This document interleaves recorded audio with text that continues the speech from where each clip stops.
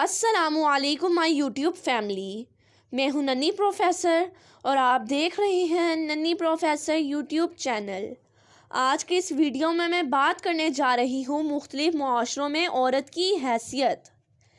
ازدواجی زندگی کے عنوان پر بات کرتے ہوئے اس پس منظر کو ذہن میں رکھنا ضروری ہوگا کہ اسلام سے پہلے دنیا کی مختلف تہذیبوں اور مختلف معاشروں میں عورت کو کیا مقام حاصل تھا۔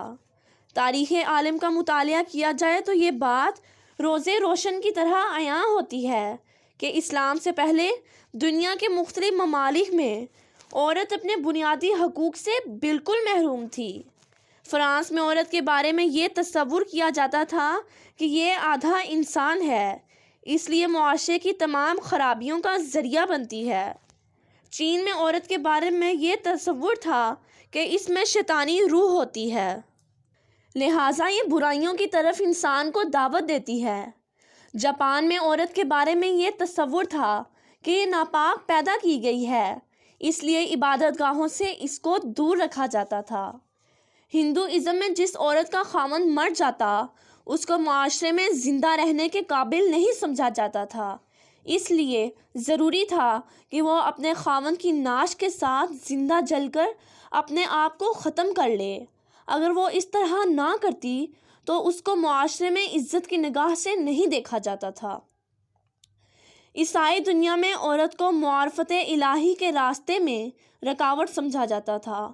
عورتوں کو تعلیم دی جاتی تھی کہ کنواری رہ کر زندگی گزاریں، جبکہ مرد راہب بن کر رہنا اعزاز سمجھتے تھے۔ جزیرہ عرب میں بیٹی کا پیدا ہونا عار سمجھا جاتا تھا، لہٰذا ماں باپ خود اپنے ہاتھوں سے اپنی بیٹی کو زندہ درگور کر دیا کرتے تھے۔ عورت کے حقوق اس قدر پامال کیے جا چکے تھے کہ اگر کوئی آدمی مر جاتا تو جس طرح وراثت کی چیزیں اس کی اولاد میں تقسیم ہوتی تھی، اسی طرح بیوی بھی اس کی اولاد کے نکاح میں آ جاتی تھی۔ اگر کسی عورت کا خاوند فوت ہو جاتا تو مکہ مکرمہ سے باہر ایک کال کوٹری میں اس عورت کو 2 سال کے لیے زندہ رکھا جاتا تھا۔ طہارت کے لیے پانی اور دوسری ضروریات زندگی بھی پوری نہ دی جاتی تھی۔ اگر 2 سال سے یہ جتن کاٹ کر بھی عورت زندہ رہتی تو اس کا منہ کالا کر کے مکہ مکرمہ میں پھرایا جاتا تھا۔ اس کے بعد اسے گھر میں رہنے کی اجازت دی جاتی تھی۔ اب سوچئے تو صحیح کہ خاوند تو مرا اپنی قضا سے، بھلا اس میں بیوی کا کیا قصور؟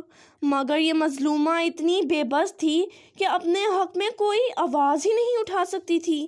ایسے ماحول میں جبکہ چاروں طرف عورت کے حقوق کو پامال کیا جا رہا تھا، اللہ تعالیٰ نے اپنے پیارے نبی صلی اللہ علیہ وآلہ وسلم کو اسلام کی نعمت دے کر بھیجا۔